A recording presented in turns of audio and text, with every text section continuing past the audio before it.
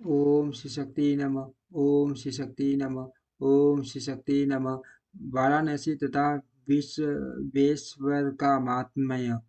सूर्य कहते हैं मुनिवरों में संक्षेप से ही वाराणसी तथा विश्वेश्वर के परम सुंदर महात्म्य का वर्णन करता हूँ। सुनो, एक समय की बात है कि पार्वती देवी लोकहित की कामना से बड़ी प्रसन्नता के साथ भगवान शिव से अभिमुक्त क्षेत्र और अभिमुक्त लिंग का महात्म्य पूछा। तब परमेश्वर शिव ने कहा, यह वाराणसी पूरी सदा के लिए मेरा गुआत्म क्षेत्र है और सभी जीवों की मुक्ति का सर्वथा हेतु है।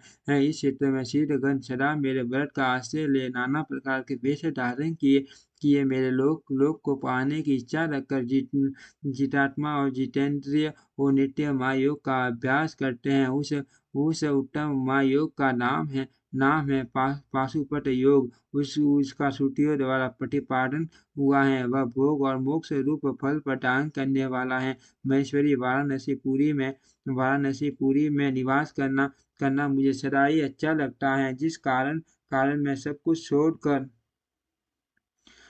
कुछ छोड़कर काशी में रहता हूँ। उसे बताता हूँ, सुनो, जो मेरा भक्त तथा मेरे तत्व का ज्ञानी है, वे दोनों अवश्य ही मोक्ष के भागी होते हैं। उनके लिए तीर्थ की अपेक्षा नहीं, विहित और अविहित दोनों प्रकार के कर्म उनके लिए सम्मान है। उन्हें जीवन मुक्त ही समझना चाहिए। वे दोनों कहीं भी मेरे तुरंत ही मोक्ष प्राप्त वे दोनों कहीं भी मेरे तुरंत ही मोक्ष प्राप्त कर लेते हैं। यह मैंने निश्चित बात कही है। सर्वोत्तम शक्ति देवी उनमें इस परम उत्तम अभिमुक्त तीर्थों में जो विशेष बात है, उसे तुम मन लगाकर सुनो। सभी वन और समस्त आश्रमों के लोग, चाहे वे बालक, जवान या बूढ़े कोई भी क्यों न हो, यदि इस पुरी में मर जाए तो मुक्त हो जाते हैं। इसमें संशय नहीं है। स्त्री पवित्र हो या पवित्र कुमारी हो या विवाहित विधवा हो या बंध्या रजस्वला प्रसूता संस्कारिणा अथवा जैसी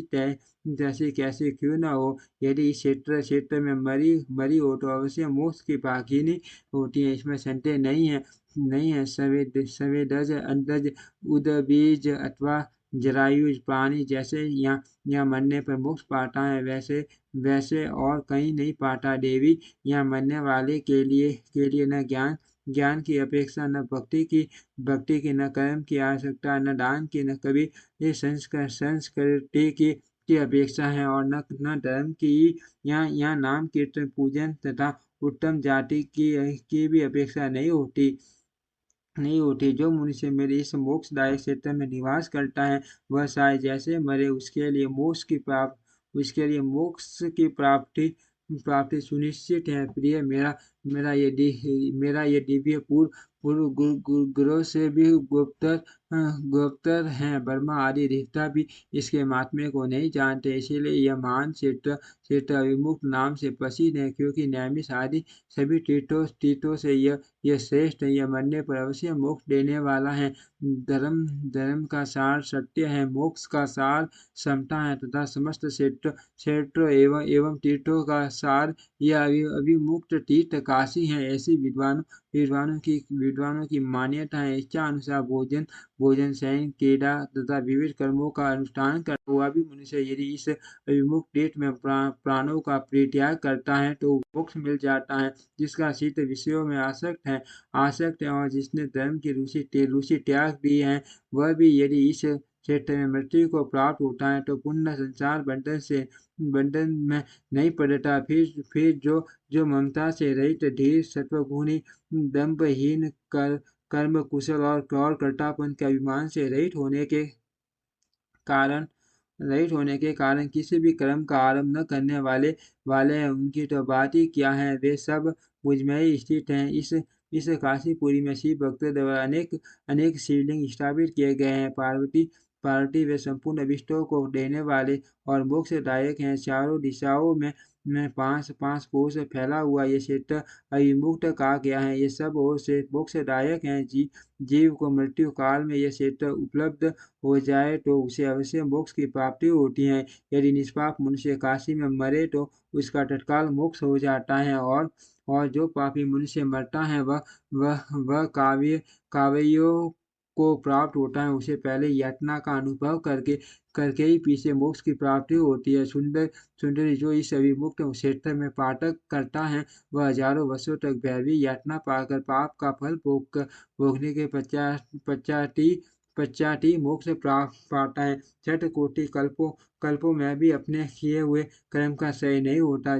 जीव को अपने द्वारा किए किए गए शुभ कर्म का फल अवश्य ही भोगना पड़ता है। केवल अशुभ कर्म नरक देने वाला होता है। केवल शुभ कर्म स्वर्ग की प्राप्ति कराने वाला होता है तथा शुभ और अशुभ दोनों कर्मों से मनुष्य मनुष्य योनि की प्राप्ति बताई गई है। अशुभ कर्म की कमी और शुभ कर्म की अधिकता होने पर उत्तम जन्म प्राप्त होता है। शुभ कर्म की कमी और अशुभ कर्म की अधिकता होने पर यहाँ अधम जन्म की प्राप्ति होती है।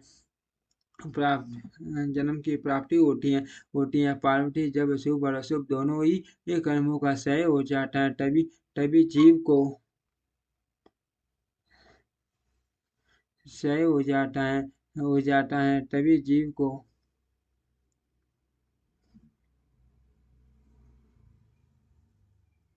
जीव को सच्चा मोक्ष प्राप्त होता है। यदि किसी ने पूर्व जन्म में आदर पूर्वक काशी का दर्शन किया है तभी तभी उसे इस जन्म में काशी में पहुंचकर मृत्यु की प्राप्ति होती है। जो मनुष्य काशी जाकर गंगा में स्नान करता है उसके क्रियामान और संचित कर्म का नाश हो जाता है परंतु प्रारब्ध कर्म भोगे बिना नष्ट नहीं होता। यह निश्चित बात है। जिसकी काशी में मुक्ति हो जाती है उसके प्रारब्ध कर्म का भी क्षय हो जाता है। प्रिय जिसने एक ब्राह्मण को भी काशीवास करवाया है वह स्वयं भी काशीवास का अवसर पाकर मोक्ष लाभ करता है।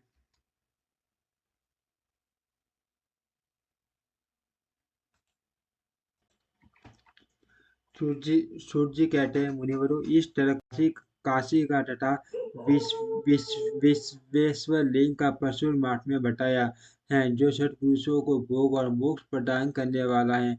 इसके बाद मैं त्र्यंबक नामक ज्योतिर्लिंग का महात्म्य बताऊंगा जिसे सुनकर मनुष्य क्षण भर में समस्त पापों से मुक्त हो जाता है। ओम श्री शक्ति नमः। ओम श्री शक्ति नमः। ओम श्री शक्ति नमः। ओम श्री शक्ति